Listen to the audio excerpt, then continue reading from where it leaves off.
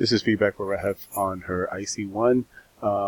So a couple things that you need to work on. Intro, here you're giving, for example, as a result, this is the language of the body paragraphs. It's not the language of the intro. You make general statements in the intro.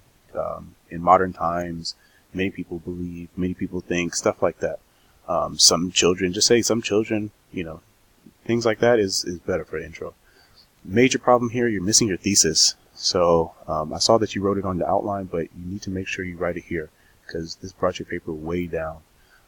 Here you're saying children need to enjoy their life. This is an opinion. That's something that goes in the conclusion, not in the intro. Here in the body paragraph 1, wrong word means you need to change this word. And plus, it's like, you're writing about effects or causes. Like, what are you doing? SP, spelling, wrong spelling. Please give some examples. Throughout this body paragraph, you made points, but you didn't give examples for these points. Here, talking about friends, give an example here. I think this sentence is not even needed. Mobile phones is a very bad habit.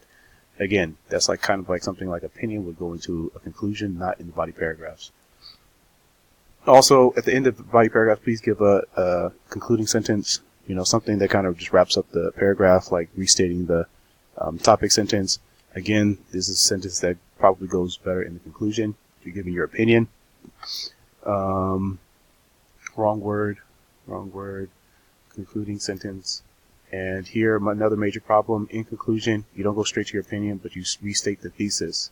So again, this is something I saw that was in your outline, but you didn't put it in your essay. So make sure you fix that.